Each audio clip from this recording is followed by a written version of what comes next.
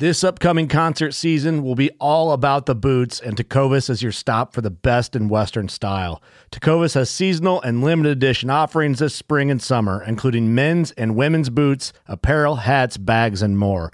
All Tecovas boots are made by hand in a time-honored tradition with timeless styles that are always on trend. And Tecovas has first wear comfort with little to no break-in period. It's hard to find this level of comfort paired with this level of style. Stop by your local Tecovas store, have a complimentary drink or two, that's WCB style, and shop new styles. The smell of fresh leather and friendly staff are at your service. Many stores even have leather custom branding to make your boots truly personalized. And with regular live music and events, there's no in-store experience like it. If you can't make it into a store, just visit tecovas.com. That's TECOVAS.com. They offer free shipping on all boots, as well as free returns and exchanges, and ship right to your door. Go to tecovas.com and find your new favorite pair of boots today. Fishing like a local isn't just about catching fish. It's about connecting with the environment and the people who call it home. It's about hearing the stories and traditions that have been passed down for generations and sharing unforgettable moments with the people you meet along the way. Fishing like a local is having an experience that stays with you forever. And with Fishing Booker, you can experience it too, no matter where you are. Discover your next adventure on Fishing Booker.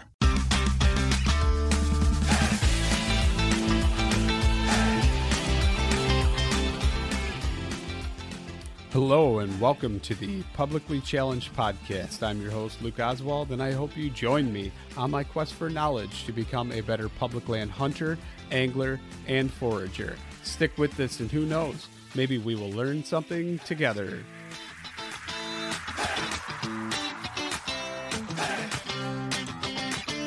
So we are joined today by Brian Bramlett.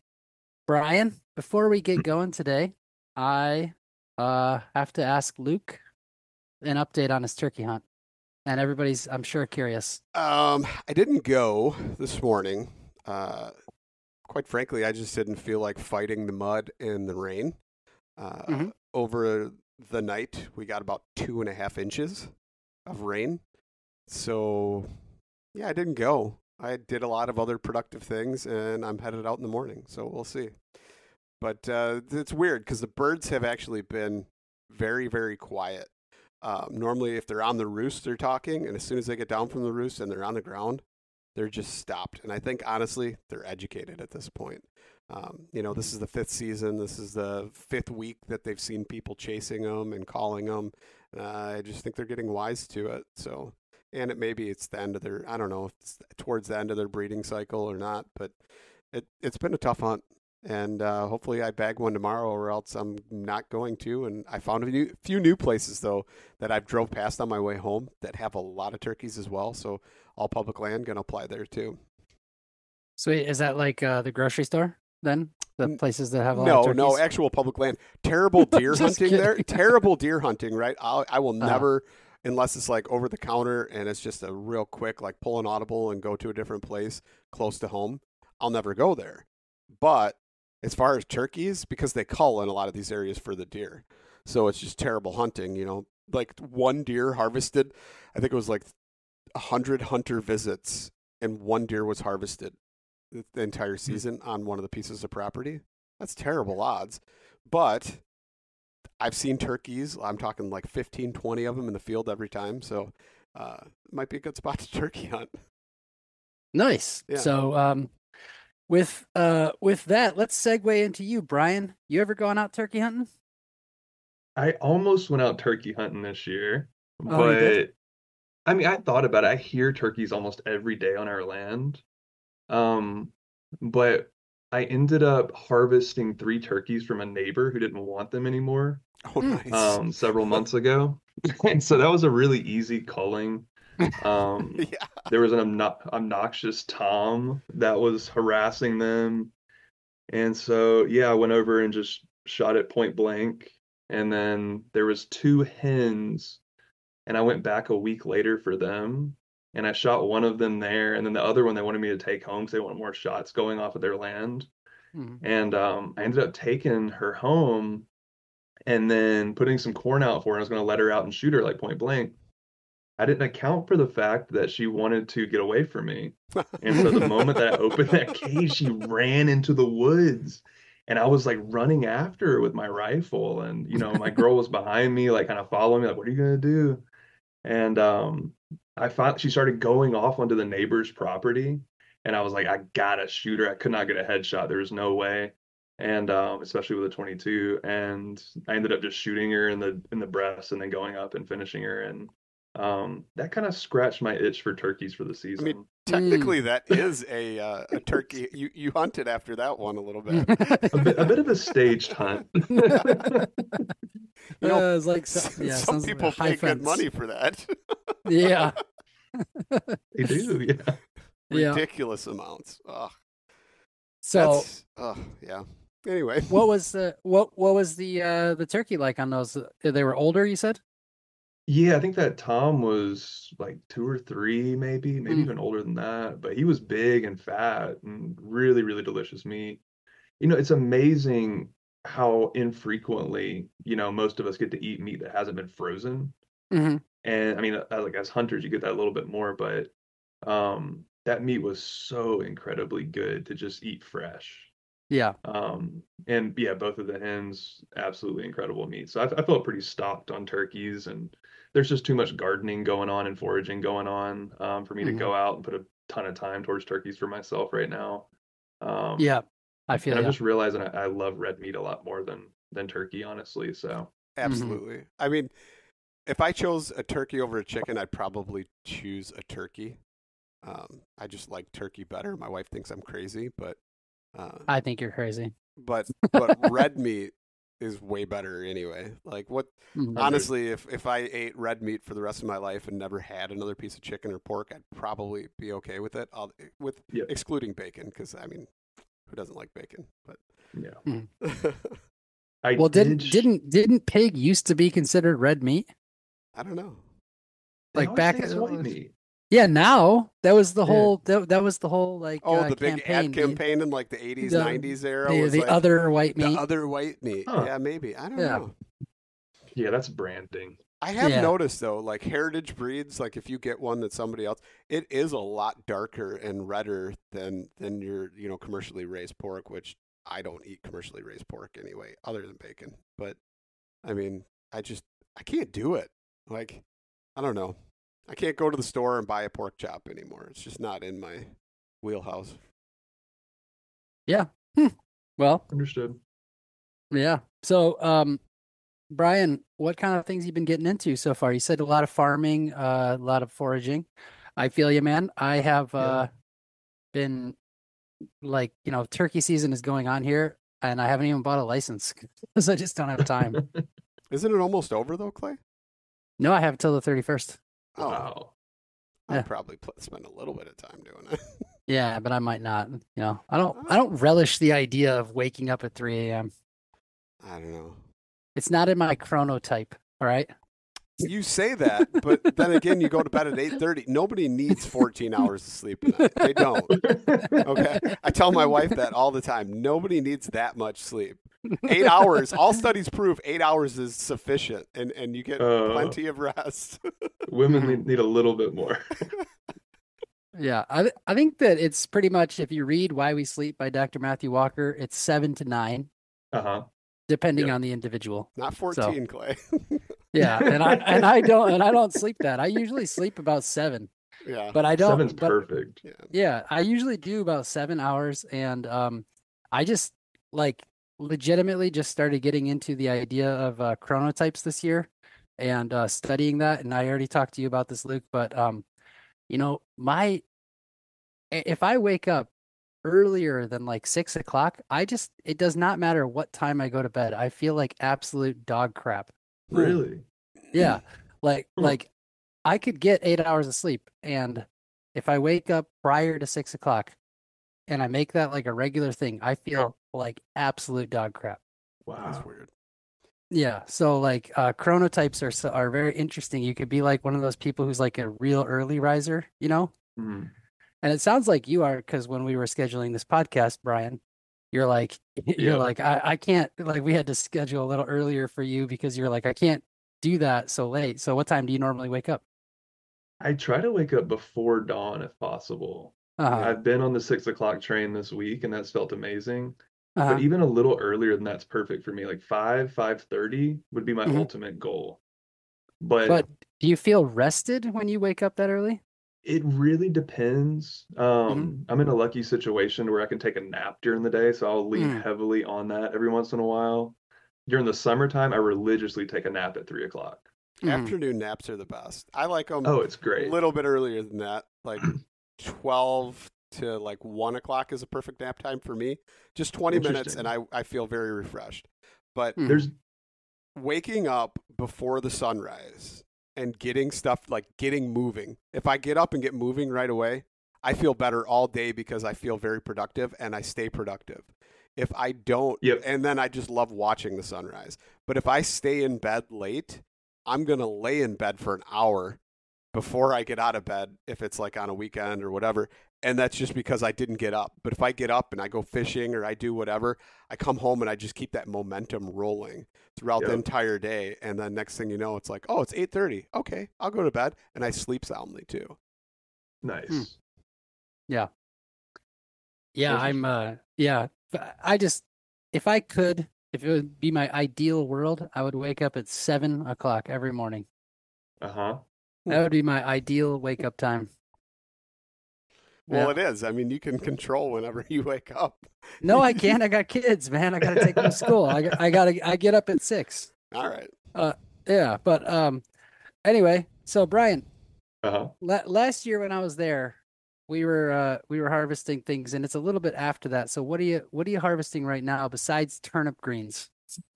There's lots of turnips right now, which is awesome. Uh-huh. Hackerai turnips are the best turnip there is. I don't know if y'all have had those before, but it's the little white turnips. Mm-mm. You know, it's Um, so funny, right? Is my bank, I have a business, you know, because I'm self-employed, and uh-huh. my bank for my business is the manager of the branch is also a farmer. Uh-huh. And he was just telling me, you gotta grow Hakurai turnips. Yes. Dude, they're a cash crop. They're incredible. Uh-huh. Huh. Yeah, people are sleeping on turnips for the most part, but let's see. The other day I went out and got wood nettle. Uh-huh. Um, I've been a little bit behind on getting to wood nettle, but it's still tender. The tips are still tender, the stems are still tender. Been eating a lot of that, and then went out and got reishi tips Mm. Oh, I saw that. um Yeah. over the weekend, which was incredible. Yeah, me and my girl went out to a really, really beautiful spot, just waterfalls all over the road. And yeah, I just went walking around. The reishi were really small. Things seem a little bit more behind because, yeah, when you were here last year, like poke was already up and the morels were up. And I looked back on those dates and it was like, whoa, we're like at least a week behind. Like the poke wasn't up at all by that time.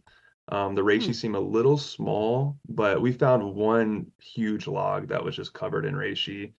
Harvested a bunch of tips and been eating those for a few days, and they're absolutely incredible. Um, and then in hunting news, I spontaneously hunted a groundhog on Sunday Oh, that's awesome. and harvested him. And so they're starting to come out in full force. We hardly ever see them around the farm. The only times I've seen them is one time last year in the same woodland that I live in now. It was actually a groundhog that was in a tree. Hmm. And people seemed really surprised that a groundhog was in a tree. Um, I believe he was probably scared or being run off by a dog or a cat or something. But that was my first groundhog harvest. But anyways, the one on Sunday, I ended up wasn't trying to hunt. I was just in my outdoor kitchen and heard a rustling noise. And I have my bow staged in my kitchen at this point, so I can grab it. My kitchen's basically like a giant blind. And yeah, I ended up sort of spontaneously shooting this thing without really thinking about it. Um, I usually try to take Sundays to completely rest and not do anything and just recharge for the week. And all Hmm. of a sudden, yeah, I found myself pulling back on this groundhog and I hit it the first try, which was great from about 10 or 15 yards. And he started running. like crazy. And that was the first time I've been in that situation of having to really chase down an animal. Mhm. So I ended up chasing him a little bit. I had one more arrow with me and I shot at him again and I missed the second time. So he was running all around the farm. I was just like in my sweats, like pajamas, basically, just like chasing him. And ended up finding him underneath the barn. I went back. I was like running full clip, like grabbing my bow because I had dropped my bow at one point. It was just a really good lesson in being prepared and not just hunting sporadically like that. But I ended up going back, getting my bow, taking another shot at him while he was under the barn and putting the arrow into the barn, actually, like 3 inches over his head. Um, Shooting with a recurve bow, as y'all know, is difficult. And yeah, he ended up in my neighbor's, like behind my neighbor's cabin in this little corner. And I had him cornered with an arrow in him. I shot him with another arrow from almost point blank, which went straight through him. Still didn't kill him. It was crazy, man. It was like the Terminator of groundhogs. Like, I swear, I ended up going and getting my 22 while my neighbor kept watching him. I shot him. Is this too graphic for this podcast? Or No. Okay. I ended up shooting him point blank, like in the head. Not point blank, but about 5-10 feet away. In the head one time. Still didn't kill him. Shot him again. He ran past me and my neighbor while also the arrow that I first shot him with came out of him. And he ran to the back of the barn. We couldn't find him for 10 minutes. My neighbor kind of jumped ship at that point and was like, track the blood trail. I tracked the blood trail. He had gone a completely different way than I thought he had initially. And he ended up under the barn. So I found him again. I ended up putting 3 more bullets into him, like in his head, before he finally died. That's like a wild war, man. Dude, yeah, it was insane. Like, I had never seen anything like that. That's like the first hog I shot. Had how many people? Really? Then it even had Clay clubbing it over the head with a branch and a tiny pocket knife in his hand, like getting ready to. It wasn't a spear. It was a smaller knife to try and. I think that was metal. I think that was my son's Bowie knife. So it wasn't that small. Your memory it must small be compared to the stick you were wielding, and even then, did nothing. Didn't even phase it. I'm like, you're gonna get gored, but by that pig that was already shot like 7 times by like everybody on the ranch. Yeah. But you're reminding me actually of as hunters we get into these horrible instances sometimes, and one time I trapped a beaver in a snare, and did you get the wrong end in the snare too? So no. So when you trap a beaver, you're not going for a head, you're going for like a body, like grip. So I snared this beaver, and then it didn't drown in the water, and instead it actually went. And it was like, I guess, close enough. It had enough lead to actually go up into its lodge, but only so far because like I had the other end of the snare, and so I show up to my trap line and I'm tugging and I'm like, what the hell, And I tug and a live beaver comes out, and I think at the time my 6-year-old son was with me, and he's now almost 14. Or something. So it was like, this was a long time ago, like one of the first years I ever trapped. And you clubbed it, didn't you? Oh yeah, and I club it, right? Clubbed it. And it doesn't die. And I'm like, we're in the canoe. So I had like a trap line on this lake, and I'm like, it's in the canoe, and I clubbed it, I threw it in there. It's like kind of flopping around, and I think, oh, okay, surely it's just like it's doing its death throes. And it's like doing that the whole time. So I like club it again, and I'm like, oh my God. And we get back to my car, and it's still like flopping around. And I have a framing hammer for carpentry. Oh. And I take a framing hammer and I knock it on the head. and then I throw it up into my car, and it flops out of my car and tries to make it back to the water. Wow. I know, and I was It like, happens "Oh my God." every once in a while. I mean, Yeah. that's crazy, but Yeah, but that's just like you said, it was like this Terminator thing. It was just like it couldn't die. It's crazy. And yeah. even skinning this woodchuck, it was like his skin wouldn't even come off. No, yeah, but that's typical. That's how they go.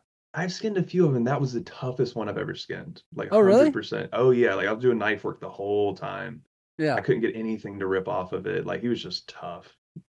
Yeah. All the way through. I think traditional preparation for those was to actually singe the hair off and then kind of just cook them in the and kind of like actually cook them with the skin and then just pick the meat out. Yeah, because like the skin is so tough on those. Yeah. Yeah, like but they're yummy, man. Like groundhog or woodchuck, whatever you want to call I've never them. eaten a groundhog or a woodchuck, and I want to. I'm jealous of the fact that you have 2 bow kills. Well, 1.5 bow kills, we'll say, on a groundhog. But it brings me back, though, to what you're talking about. And, like, a lot of guys do it. They talk about it, and it is true, is actually practicing with your bow with an elevated heart rate. Because it completely changes the game when you're chasing after something and, like, huffing and puffing and your heart's just pounding. You feel it in your throat, and you're trying to draw back. It makes a huge difference. 100%. Yeah, I could see why you stuck one in the barn. Yeah, totally. I sometimes will practice by like running the hill a little bit and then shooting, and my shot goes down like drastically.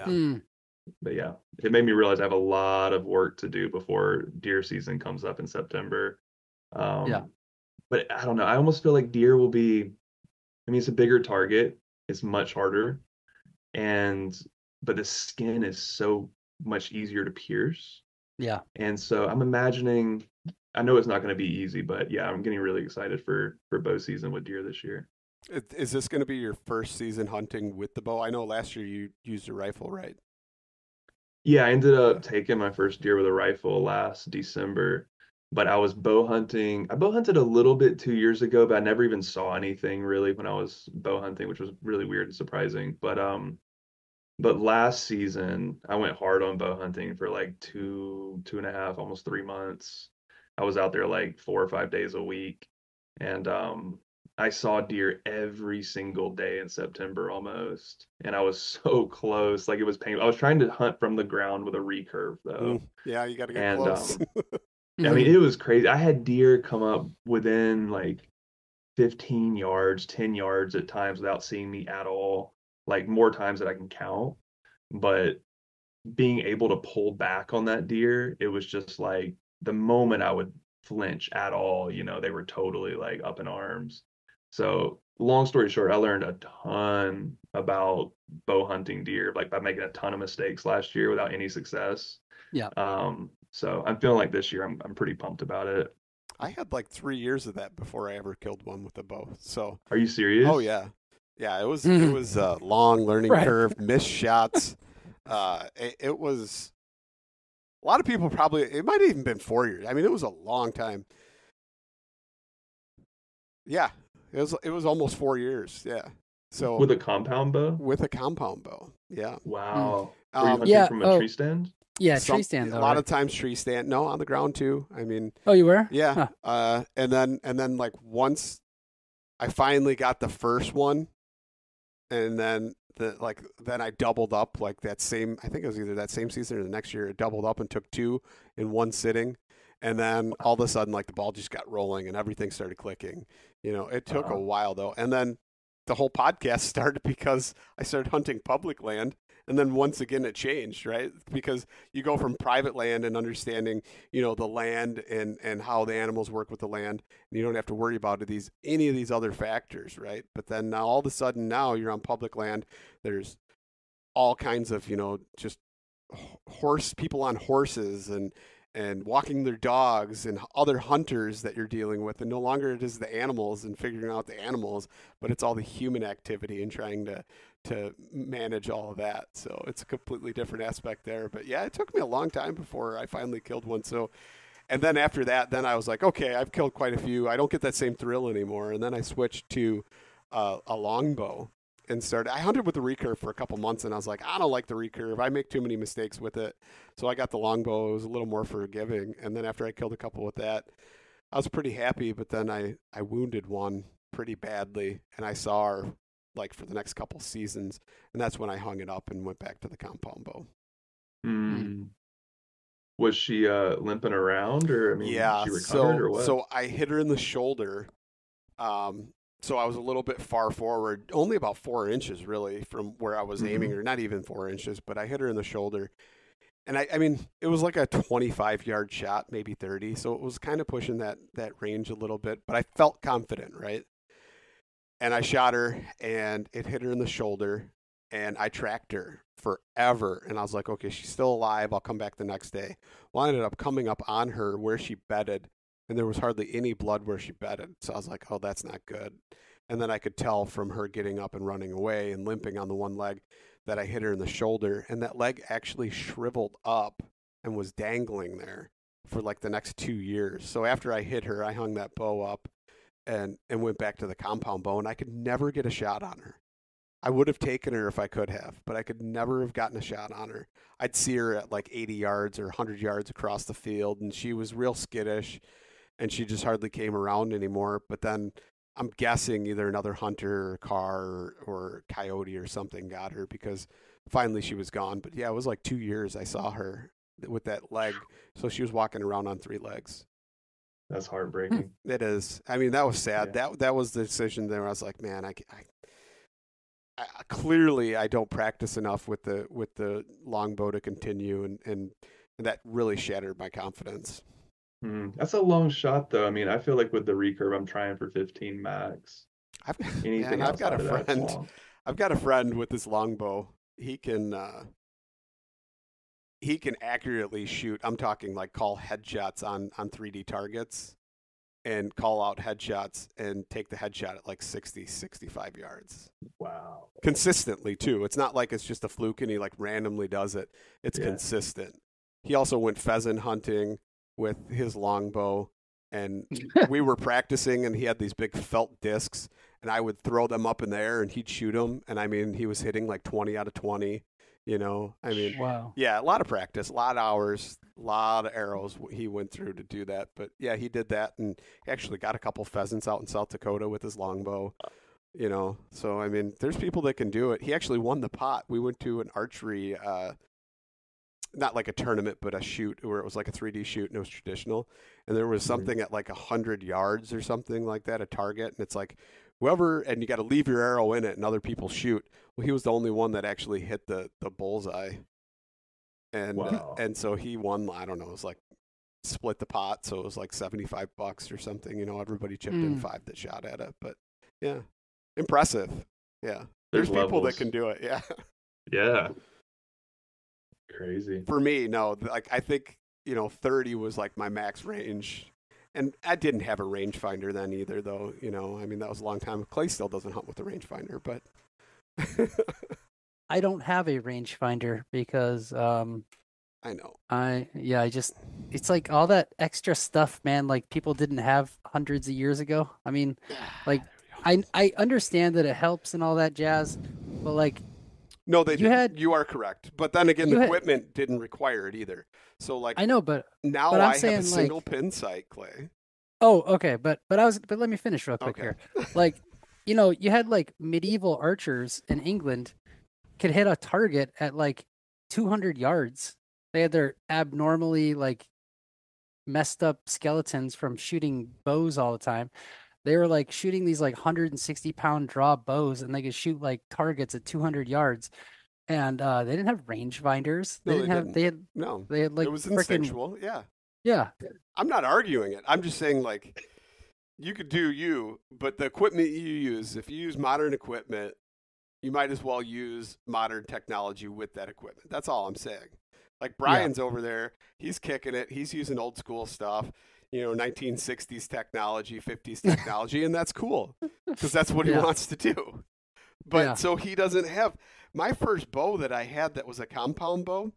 and we've talked about this before, right? A little bit anyway. But it had the little. It was like we used to take white out and put white out on the tip of the pin, so it would highlight the tip of the pin, and it was just brass pins in a slot, and you loosen the nuts that were knurled and slide it up and down, and so we would guesstimate range or pace it off, and then put these pins on. I mean, that's what it was. But I shot better with that bow sometimes than I do with my modern stuff. Oh my god! And honestly, Interesting. I don't know if it's because just the technology was simpler and I wasn't overthinking everything, or maybe I just shot it a heck of a lot more. I don't know. Yeah. But we used I've that. definitely gone back and forth like how much technology to use. Mhm. And last year I was totally at this impasse of I want to get a game cam, but I also was like, oh, this is totally cheating. I don't want to do this. I just want to like go and track them every day and look at their sign and everything. I eventually invested in the game cam. The more desperate I got, I finally got it. I didn't get the 5G webcam though. I got the manual when I had to go up and look at it. Oh yeah. Mm. That's all right. Yeah. I'm kind But of it was so honestly, cool. I have some, but I don't put them on public land anymore. Last year I didn't. I don't plan Uh-huh. on doing it in the future anymore. But I don't know. I'm almost against them at this point because it's like, how far are we going to take it? And like you're talking about, Clay, they now have rangefinders built into the sight on your bow to Whoa. where you draw back and put it on, and it estimates and puts your aims and everything. So then you just raise your bow to where it's on that animal, and it tells you the exact yardage, and it dials in your bow sight. Like, at what wow. point, a lot of states don't allow it, right? So if you're elk hunting or whatever, like you can hunt small game or something with it, but anything that's considered big game, a lot of states will not allow you to use it because they say it's an unfair advantage. No longer is it fair chase. Because there's no additional steps, right? So then now it's saving you time. You don't have to do this anymore and range find, and then the animal sees the movement. You just draw back on your bow. It's one less, 2, 3 less movements that you're doing.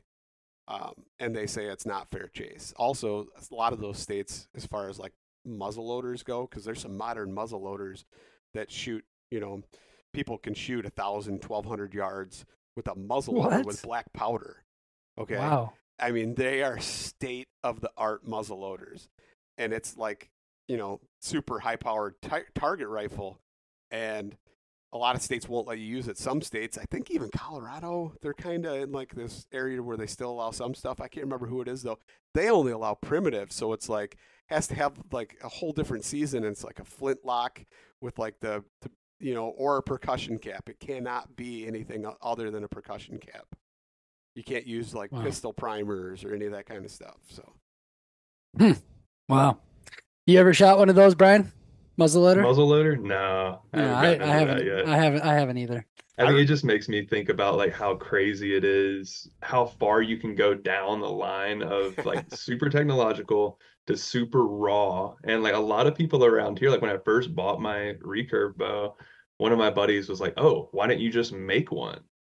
And I'm like, because I wanted to start hunting this season. yeah, right. But I ended up doing a class with Luke McLaughlin, who I know y'all had on the show too, of making a primitive Osage self bow and going through that whole process. And like that would be the ultimate, like for me, would be to have a bow that I made myself, that I shot a deer with myself, I made the arrows. Like that would be the ultimate goal. But I see that as being like years and years down the line. And like how far can you take it with, making your own strings and stuff like that. And like, I see the guys on, Instagram doing that stuff and killing animals with it. And it looks insanely sasatisfying. It does. But at this point, I was like, I'm buying the game cam. It's like super good entertainment, if nothing else. Yeah. I found myself waking up though, like if I'd put out one of the ones that had like the cell signal on it, so it would send text messages to my phone. If I woke up for some reason to go to the bathroom in the middle of the night, I'd look and see an alert, and I'd be like, "Oh, I gotta look," Yeah. It just it intrigued me so much to where I was like, it's so fun. Look. Yeah, But then it I kind thought of is. it gets dangerous though because you get obsessed with it too. Yeah. Totally. I mean, it was heartbreaking. Like one of my last sits of bow season before rifle started, I was like, I'm going to sit the entire day. and I know where the deer are. I know they're gonna come through. I know I'm gonna get a good shot. And I sat like all morning up until like 11:30 a.m. or something like that. Went to get lunch for like an hour or so, set my game cam up, came back, checked the game cam. It was this like young buck that I had been looking at for, 2 or 3 months, seeing very regularly, who's been the perfect specimen for me to harvest.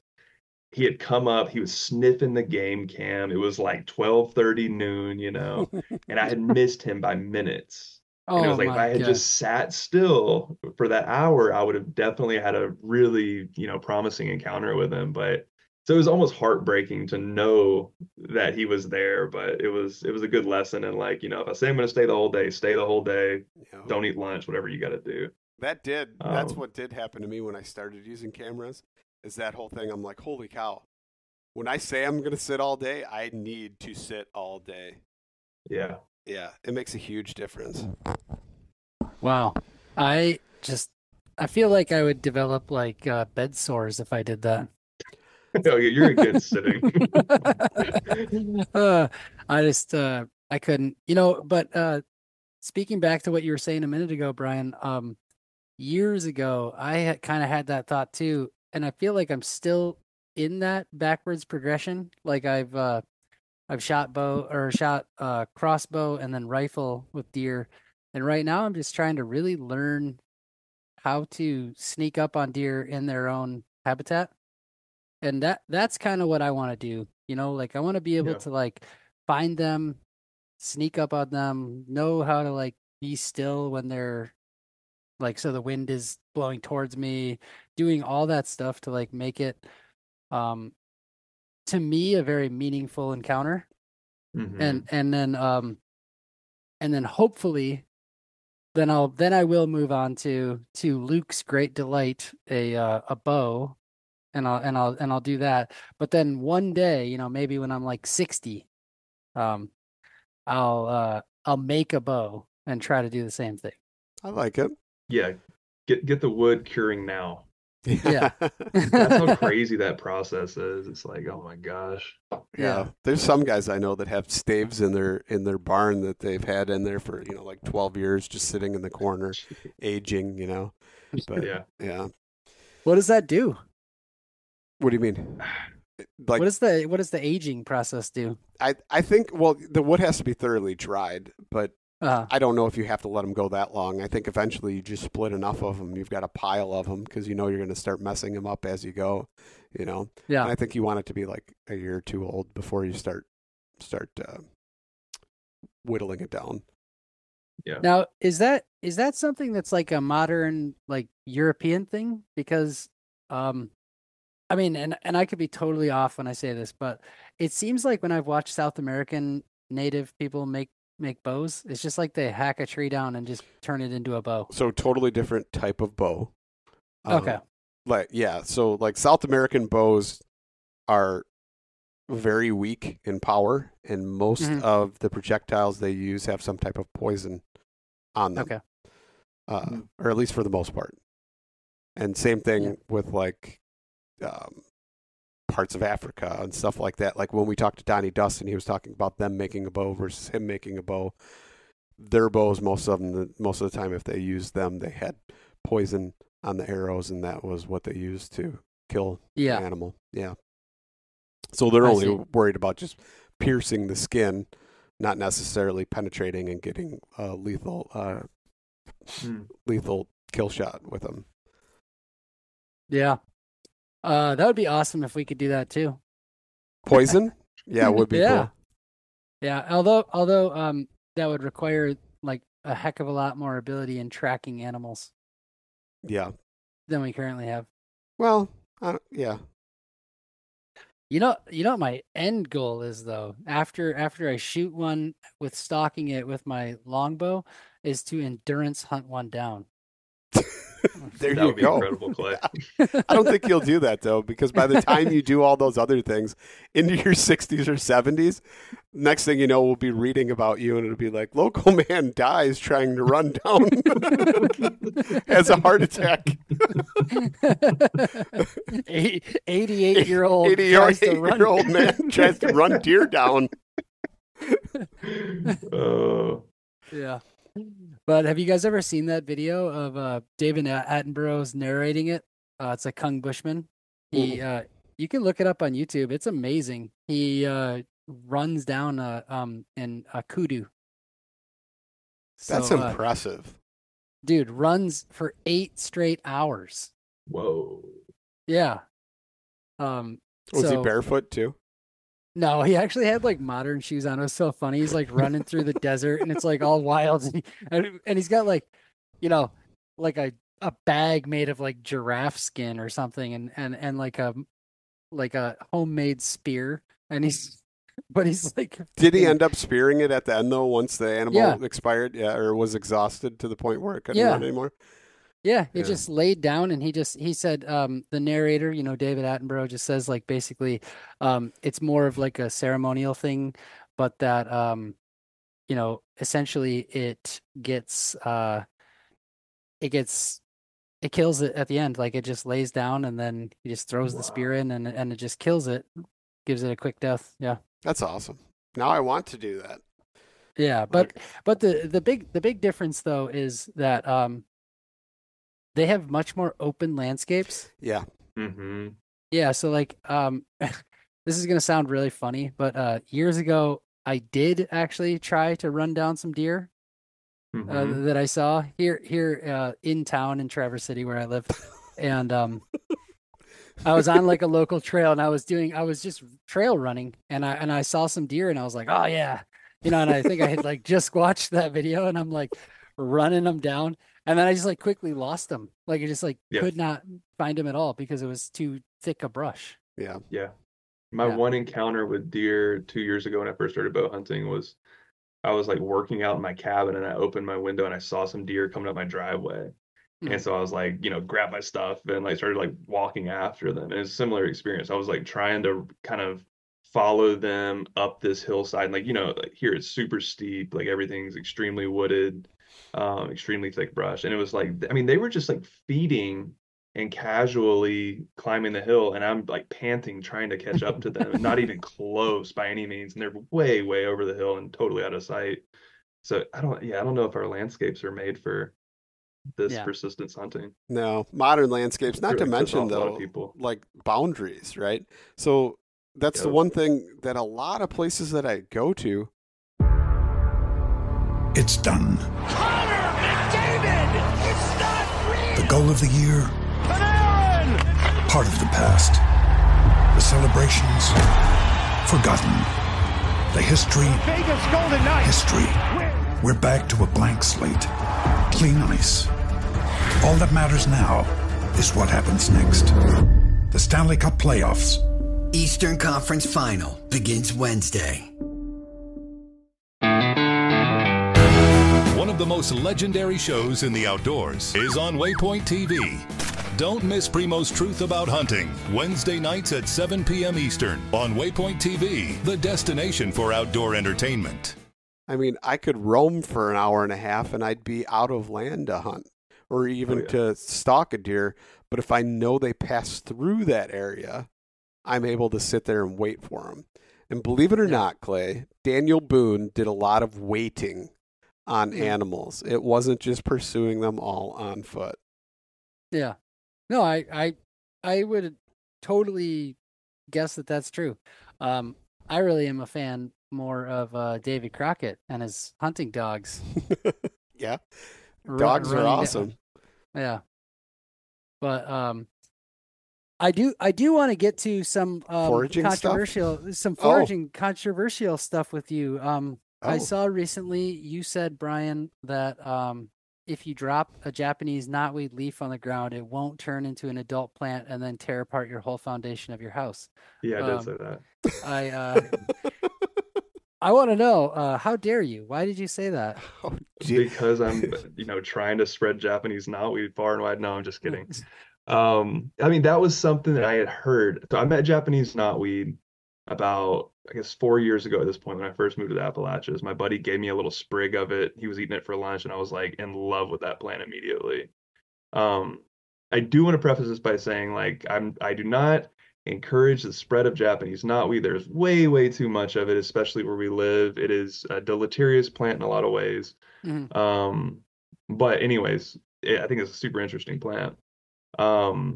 So I started reading up on it. I'd already read a lot about it before that, years before in different foraging books, but I lived on the West Coast, so we didn't have it out there. But yeah, I was like, okay, so I'm reading and it says if you drop a leaf on the ground, it's going to turn into a whole colony of Japanese knotweed. This immediately sent bells off in my head that this doesn't sound logical to me. So I ended up taking home Japanese knotweed that first year, doing a lot of, eating it, cooking it, pickling it, making sorbets, stuff like that. And I was really curious, like, how careful do I need to be with the scraps of this stuff while I'm like moving it around? And I was being like very careful, but I ended up taking pieces of it and putting it into pots on my porch because I wanted to see like, how true is this? I obviously had a bias in the experiment, or a hypothesis, if you will. And so, yeah, I was taking leaves and putting them on the soil. I mean, if you ever interact with the plant, which I know you have, the leaves are, paper thin. They're just like normal plant leaves. And they immediately just, turn back into soil. They don't root. There's no sign of rooting whatsoever. So then I started taking the shoots, and I would take some shoots and put them into 1-gallon pots with really nice soil, keep it moist. I was putting them into like glasses of water as well, just to see like, will they send out roots? And this is during spring season, right? So this is like the time of the year when you're foraging the tender tips of it, the thing that people actually eat of it. And those, I couldn't get them to root. I did like at least a dozen experiments of that. I'm like, this doesn't root as easily as people say. So fast forward. What's that? I said, how dare you? It's great. This is where it gets funny. So I ended up, the next year, I was like, I want to repeat these experiments. And so same thing, got pots. I was putting them in pots. Nothing, couldn't get them to root. I had a little stream running in front of the cabin that I lived in at the time. And I was like, I want to try to put it in there and see if it will root. I'm watching it every single day. It's like, number one, it's already all over the place where I live, like down the road, like there's Japanese knotweed everywhere. So it's like a match on a fire if it did root. And I was going to pull it out anyway. I posted on some and like ancestral plants on Facebook, one of those groups. And I was like, hey, like what have people's experiences been with like how Japanese knotweed will root if you put it on the ground? And I explained that I had done these experiments, and I was doing an experiment in this little tiny, it was like not a creek, it was like a overflow from a pond at this place. And so I had the little Japanese knotweed in there to see if it would root in that environment. Totally wouldn't root at that stage. And people got so mad. There were so many comments. Like people get very emotional about Japanese knotweed, irrationally so. And I was trying to explain to them, like, I'm watching it every single day. Like I see it, it's right outside my front door. I'm not letting it spread. But what I did learn that season is there's a lot of subtlety to this. So if you get big stalks of it when it starts to get woody, so around this time of the year, it's starting to transition, at least in my area, it's transitioning, and I'm in Western North Carolina, just for reference. It's starting to transition from when it's those nice, tender meristems to where it's now like very woody material. You basically can't forage it anymore at this time of the year where I'm at. But I took some of those woody pieces home because I was doing some experiments with those. And I chopped some of those up, and a few of those ended up in my compost pile. And those did root. And so it's like, I understand why people say dispose of it carefully, because the average person goes out, harvests something that's way too woody, doesn't know what they're doing perhaps, brings it home, and then throws it out their window or in a compost pile. And yes, it can root when it's woody, but if you're actually foraging the tender tips, it's very, very difficult, if not impossible in my experience, to get it to root. So that's what I was referring to in that post, is that it's very sensationalized as to how crazy it is. And I mean, I can go on and on about Japanese knotweed, but like the last thing I'll say about it for now, people will talk about it'll come up and break the sidewalk or it'll come up in the foundation of your house and destroy the foundation of your house. If you've ever interacted with Japanese knotweed, first of all, these shoots are very, very tender, especially when they're first coming up. There is no way it's breaking through concrete. And then if you start looking more closely at these reports, which are mostly coming out of the UK, there's $1 billion industry around eradication of Japanese knotweed in the UK. So that has an effect on the information that people get about it. So there's a lot of sensationalized information saying it will break the foundation of your house. We need to come remove it for you. It's going to cost you $50,000, but we're saving you because the bank won't give you a mortgage on your home if you don't get it out of there. So These you are facts. saying somebody would lie to you to benefit from it? I'm like suggesting such. Financial gain. That's suggesting preposterous. I don't think anybody would ever do that. I Why think- would you? Ethically, it's just wrong. It's wrong. Yeah. I can't believe that someone would do such a thing, especially put a plant in the middle of all of it. You But know, what I will finish with is saying that Japanese knotweed does come up through people's foundations in their homes when there's cracks in the foundation. It does not make those cracks. It exploits cracks. It can come up through sidewalks. It could appear that it maybe broke through the sidewalk, but it actually didn't. There was already a crack there, and it simply exploited this little niche. Yeah. So you're just speaking to the lost absurdity the lost art of nuance in understanding things. You know, our whole society has moved to this black and white. You know, Japanese knotweed is bad, and anything you say about it that might be interpreted as good is bad. You can't do that. And cilantro and black-footed ferrets and Who, by the way, I just want to make a special announcement to everybody listening. He's coming on. He is coming. He is coming on the podcast. We got Pearson Willite to come on the podcast, and he is going to come on, and we're going to have him talk all about his experience with that whole thing. Heads may explode, you know. Yeah. I am curious. Or should I say, narrow minds may explode. Yeah, it's going to be fun. I'm sure you're ready to listen to that one, Brian. But I actually thought about assembling a panel, as long as people can be civil about it, and that's the problem. Most people can't these days. You're cool. Yeah. We can hang around you all day, and it's fine. But there's a lot of people that are just so close-minded in the way that they think that they can no longer rationalize, sympathize anything with anybody anymore, and that's sad. It's very odd. Yeah. I mean, it's been interesting seeing people for the first time this year on social media talking about you shouldn't even harvest Japanese knotweed. Like, you're making it spread more by harvesting it.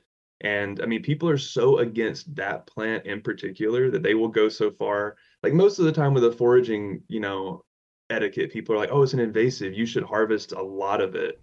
But Japanese knotweed is so hated by some people that they're like, you should not even touch this plant. You should not harvest it at all. And some people will claim that when you cut it down, it makes it spread. It makes it send out hormones that increase the spread. And then other people will say, I've weed whacked it 3 or 4 times a year for the past, 3, 4, 5 years, and it's totally gone. Yeah. Mm-hmm. And so we live in this world where things seem as if they're reality because it's one way in one bioregion sometimes too. Mm-hmm. And I think people lack the subtle differences of how a plant could even behave in different bioregions. I don't necessarily disbelieve the people that say, like, I've cut down Japanese knotweed and seen it spread. And I also don't disbelieve the people who say I've cut it down repeatedly and watched it die over years. It's a very diverse plant. There's different species of it. It does really odd things with its DNA. It's a funky plant, and it grows in a lot of places, and I think it's highly adaptable to the places it's at. So I'm not surprised that maybe there's different ways that it behaves in different environments too. Just something I've thought about a lot at this point from just hearing like crazy reports about it and just really disparate information. But I think that would be cool to have a panel of different people talking about these things, because some of the like hardcore, native plant people that I follow on Instagram and those other platforms, it's like they're extremely knowledgeable. I love their content overall, like totally agree with their message, but a lot of times they're like extremely anti-foraging. And I'm just like, we're doing the same, like we want the same outcomes. Yeah. And I think we have mostly the same ideals. And it's just ridiculous that people like latching on to that guy spreading the cilantro and the lettuce. And I was like, this is so silly. Like, I mean, I get it. I've been in the, native plants only mindset before, and I've been around those crowds before, particularly in California, where people are like really intense about it. And so I get the mindset, but I mean, like, that cilantro is not going to sprout on that shady path and like, outcompete native plants. Like, if you ever grown cilantro or lettuce, you know that stuff wasn't going to sprout. It's mainly a waste of seed, was what I was upset about. But maybe some of the wildflowers are going to sprout, but it's like, I don't know. Yeah. No, I get it. It was an overreaction. It's scapegoating. Yeah. Yeah. People lit me up about butter. What about butter? Because I said somebody made a post about how you should cook your morels for like 25 minutes and like just burn the hell out of them. And I commented and just said, a good grass-fed butter doesn't burn. I said a regular store-bought butter. What I should have said is quite like or something, because people tore that statement up. I mean, told me that I should change my name from publicly challenged to mentally challenged because I am clearly an idiot, like just outraged. And all I was stating was like, I get a couple more minutes out of like a quality butter versus something that's just like white crappy butter that you buy from the store. And you do. I still stand by that. And people were like, show me the science. One person actually said, show me the science. But at least he was like, okay, but everybody else is like, milk fats burn no matter what. I don't care if they're drinking ambrosia from the gods, and all this stuff. Like, those cows are fed straight ambrosia. And I'm like, wow, these people are insane. People really cling to things and then just like don't even want to accept anything else.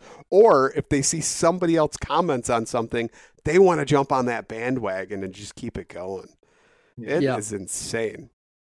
But we did a whole episode on that. I don't need to rehash it. No big deal. Okay. Then Clay made this post and he's like, what? I'm cooking with butter. That was a good post. The few morels that I found, You know what? I didn't find that many either, though. Honestly, it's weird. Last year was super dry. I was finding morels like crazy that were like this big, didn't grow anymore, growth was stunted, and they were already like dehydrated. They were so dry. And I'd still take them and try and like rehydrate them just so I could have a few morels. But like this year, I found them. They were started. And then it got real cold again, and I wonder if that like cold snap just shut it off, because I haven't hardly found any since then. And now it's like the season has to be pretty much over. Oh, I don't know about you, Brian, but I don't really look for them on purpose. But everybody up here where I live, all my friends that are mushroom hunters, are having like one of the best years they've ever had. I follow a woman here in town that's like a mushroom hunter, and she said she's already found, I think she said like 90 pounds. Holy cow. What? Yeah, but but she's also like, that's all she does. So she's just like walk, but like so many morels, because we have had consistent like every 3 days rain for like weeks. Yep. Yeah, we had a banner season for sure. It's totally over at this point. By the beginning of May, it's like no point in going out for them pretty much. But yeah, I mean, I only got out one. I got out 3 times for morels. I found some on the land I live on, which is awesome, totally by accident. Got on the board then. It just feels good to like be like, I found one, Yeah. But then I went out one time really intentionally in the same woodland we went to film that episode, Clay. Yeah. And hunted for a few hours. We found like over 100 morels, not 100 pounds, like 100 specimens of morels. And it was incredible. They were doing really, really well. And just from watching people's posts, it was, the rain was perfect. The temperatures were nice. no late freeze. So morel season was definitely going off around here. And now it's over and we're in that weird little lull time where summer mushrooms aren't quite out and morels are done. But Tell you what, we found a bunch, a lot of golden oysters already. Oh, really? Yeah. We don't have those down here. My buddy got like, I don't know, 2 backpacks full of them. Like, just a lot. Speaking of invasive species. Yeah. Golden oysters. You want to know what's funny about that? I called those invasive many years ago. I said these things are invading, and I said it to a couple bigger named mycologist guys, and they laughed at me and they said mushrooms aren't invasive. Paul Stamets? No, not Paul Stamets. No, but they laughed at me, and then here we are, 10 years later, and I'm like, told you. Wow. like these things are invading all over the place. Yeah, you got to write these things down or something. I will tell you one person I definitely said it to, and that was Adam Harriton. And he was kind of like, oh, I don't know. I don't think mushrooms are considered invasive.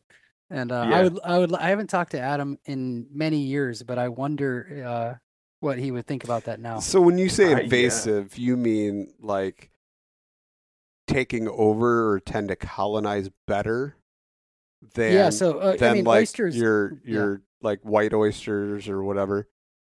Well, okay, so golden oysters are like ubiquitous on all kinds of different wood, right? So like Pleurotus papulinus, that's the aspen oyster. That's the one that's going to be coming up here in the next few weeks. That'll only grow on aspens and poplars. And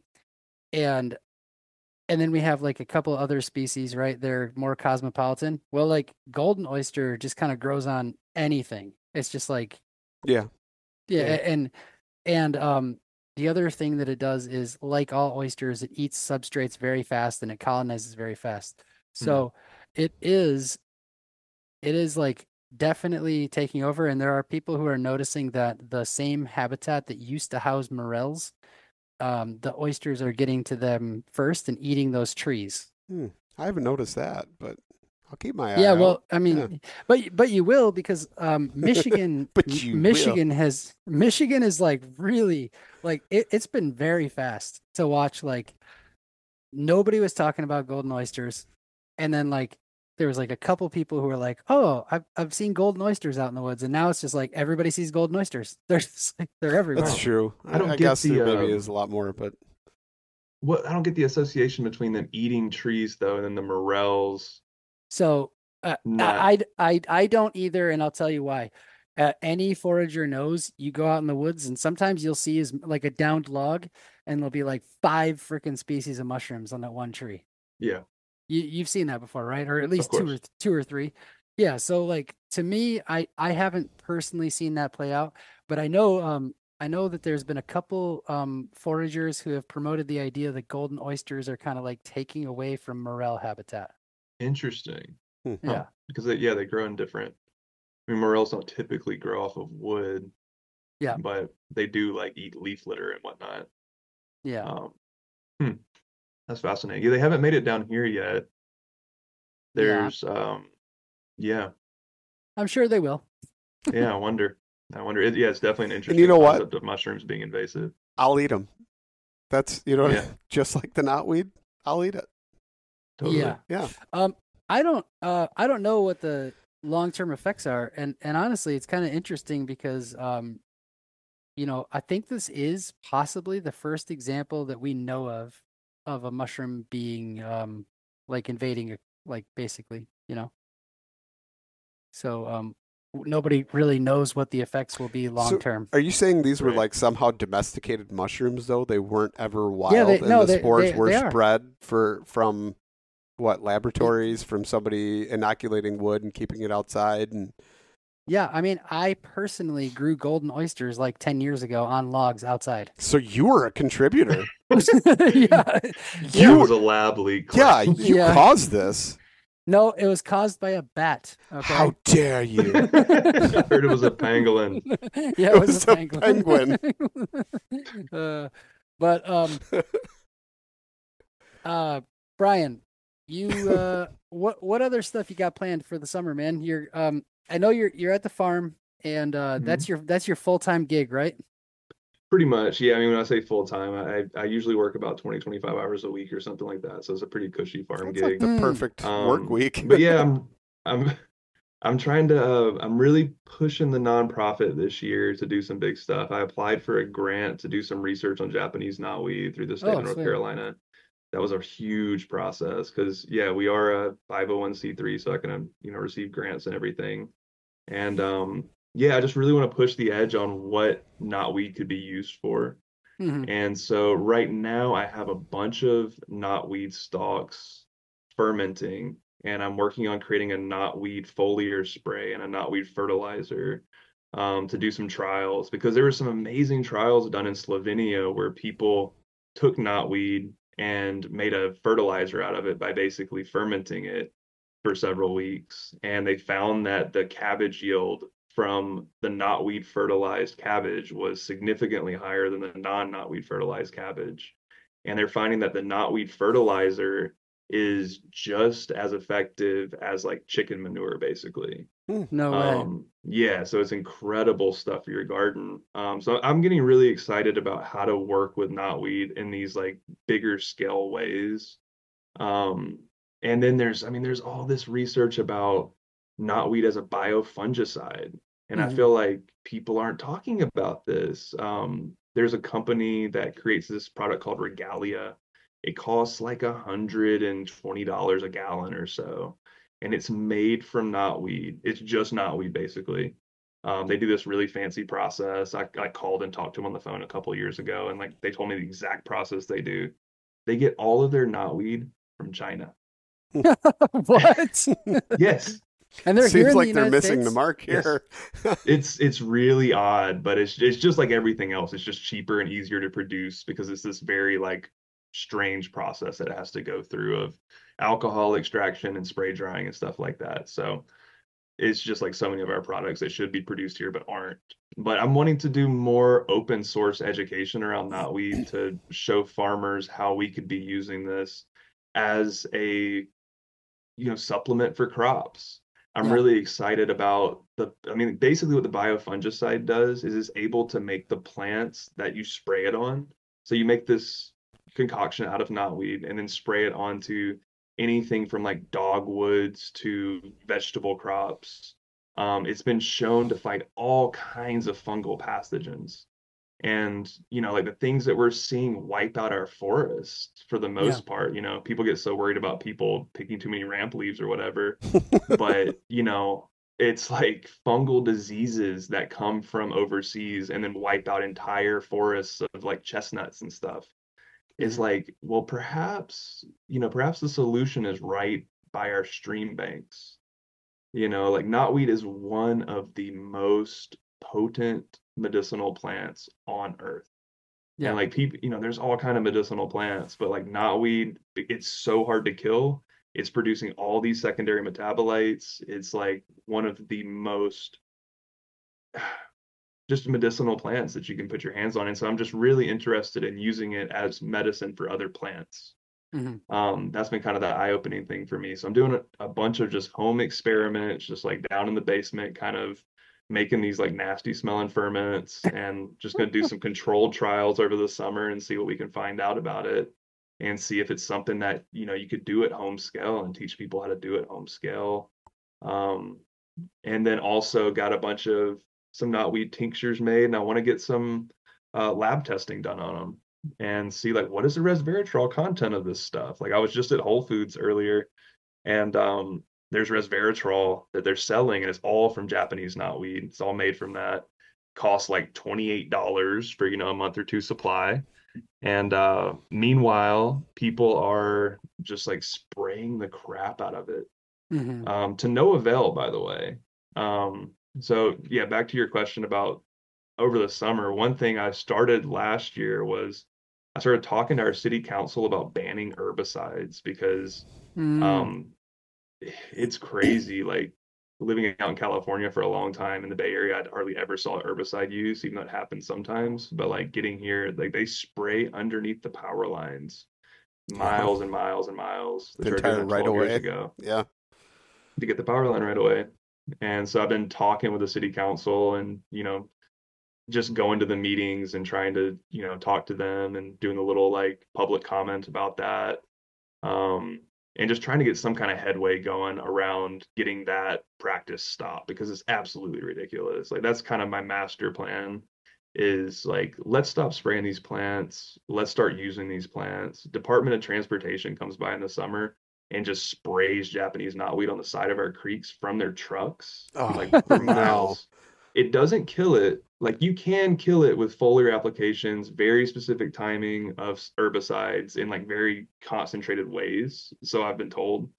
But the way that they do it, they just broadcast spray it in the middle of the summer. So it dies back a little bit. Looks like they're doing something, waste a bunch of money, pollute the streams, and then it doesn't even die. It's still there. Doesn't even knock it back really in any significant way. So wanting to do something to curb some of these practices and this is just what's logical. It's like this plant is here. There's all these incredible properties to it. People have Lyme disease like crazy. It's spreading rampantly. And what's the number one remedy for it? Japanese knotweed root.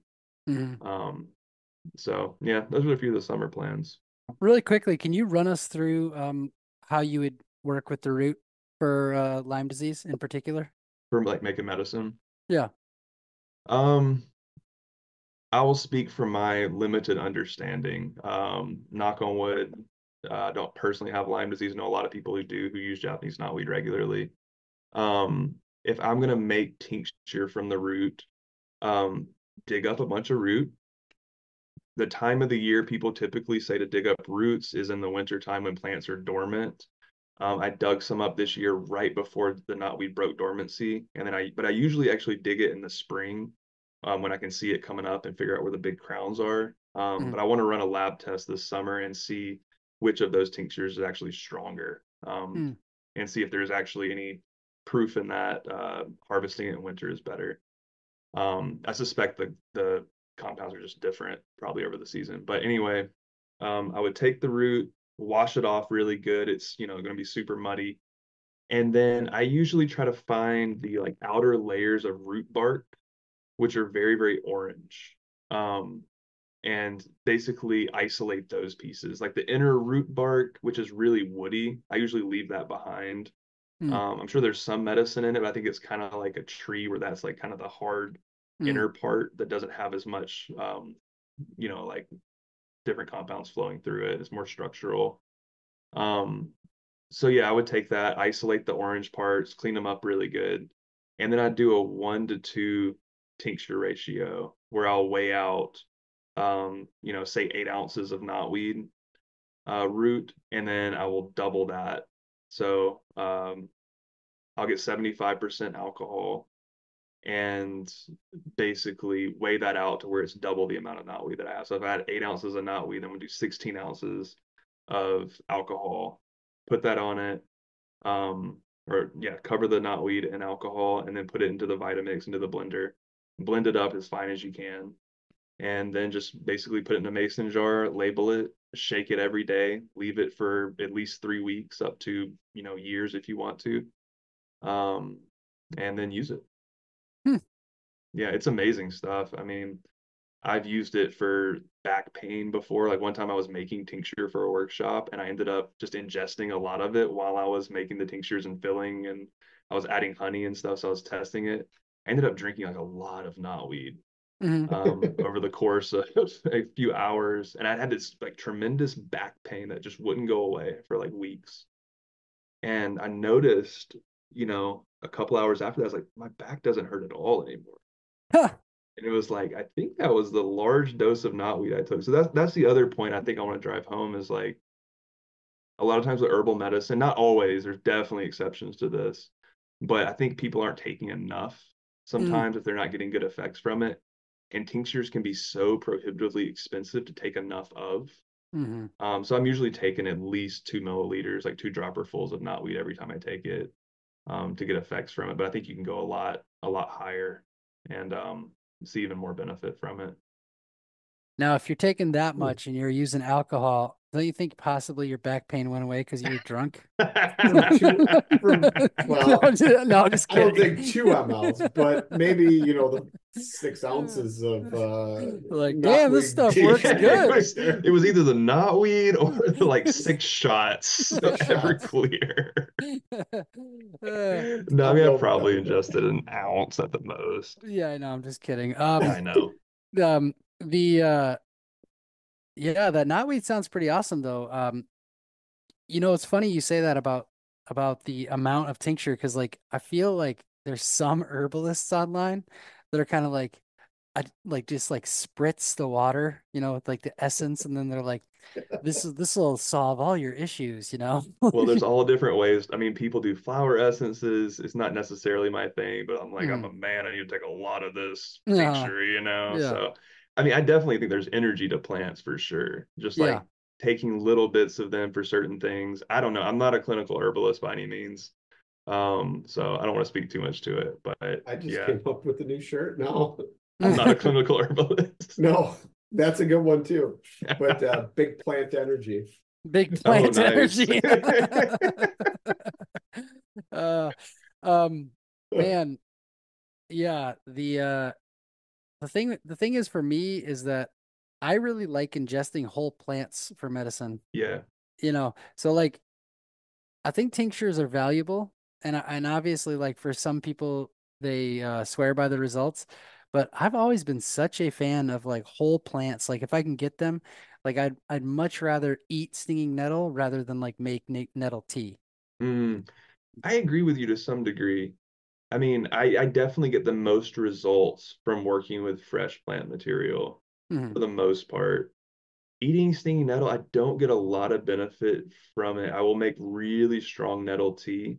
I mean, today even I was weed whacking crazy allergies and I made a strong nettle tea and allergies go away pretty Wow. much immediately. I don't notice it as much when I eat it though. Mm. I guess I don't know, not eating as much or something perhaps. Yeah, I mean you're probably right though. But nettle is so good. Don't you just like you eat like a big serving of it and like the next day I just feel like a superhero. Yeah. Like I feel so good. Like um I have for years I've joked at my plant classes and I've called it the liver of the plant world. Huh. Because stinging nettle I heard. is so freaking nutritious. Mm-hmm. Like you've got all vitamins A through K. You've got like antihistamine qualities. You've got according to some research I've read, it might even have like land-based sort of iodine. Oh Wow. wow. Um, I'm sure that depends on where it's at, but it's freaking awesome. And whenever I eat it, I always feel like, oh my God, like I feel so healthy and vigorous. It's like vegan liver Yeah, basically. yeah, vegan liver. I get what you're saying. Yeah. It's a great Yeah. marketing ploy. Yeah. Um, but Brian, I don't want to keep you up too late because I know that your chronotype is real early, so you got to get to bed soon. Appreciate that. But I do want to say before we actually get to you telling us where to find you, that everybody should right now go to Foraging the 50 and check out my episode with you because that was awesome, Righteous man. self-plug there, Clay. Yeah. Well Well, played. hey, guess what? This is my podcast as well as yours. So, um, anyway, yeah. So check that episode out. Brian was excellent. He's a wealth of knowledge, and he is was able to secure us an amazing kitchen to cook in. Oh yeah, that was cool. Yeah. That's not my kitchen. People think Yeah. I'm balling from that video. It's awesome Yeah. kitchen. Yeah. But anyway, now that that's out of the way, uh now that people are back from having gone and watched our video and then Oh, they paused it and now they're back. it was. It turned out great, man. Yeah, I yeah. don't know. Yeah, no, it absolutely did. But Yeah. how can people find you on social media and more importantly, if people are interested in getting in touch with you for the Japanese knotweed project, how can they help out? Yeah, so yeah, we're a 501(c)(3). We definitely accept donations if people feel so inclined to support something that's really meaningful and impactful like that. So On my website, we have a whole write-up about knotweed research that I'm doing. It's healingecosystemscom, and there's a little knotweed research tab at the top if people want to tap in on that and just read about it. But yeah, healingecosystemscom/foraging. You can sign up for my newsletter. Basically, just send out stuff about events and videos that we do on YouTube and stuff like that. I'm pretty active on Instagram. It's at Healing Ecosystems. And I also have a YouTube channel. It's going to be more up and coming, hopefully in the next few years. But yeah, you can get in touch with me probably through Instagram is the easiest way, or email me through the website. Always happy to talk foraging, Japanese knotweed questions, whatever, hunting. Sweet. Like it. Yeah. Well, I really appreciate you coming on to talk with us again. And I know the last time it was just one host. But we're happy to have you here for both of us, so we could double team you, Brian. Oh, I so appreciate it. You guys were so sweet. All right, man. No, that was a great conversation. Appreciate you guys and all that y'all do. Yeah, you too, man. Talk to you later. All right. Thanks, everybody.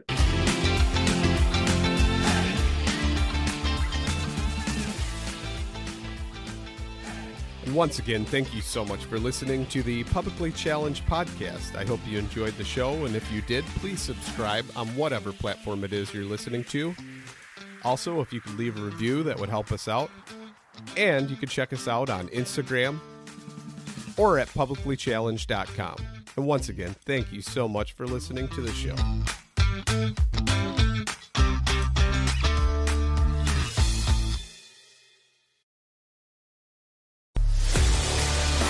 A life that has the stories to back it. A life to be proud of. It's a Winchester life. Yeah, baby. 6-8 Western. Oh, mule deer, baby, right there. Tune in every Tuesday at 7 p.m. Eastern on Waypoint TV.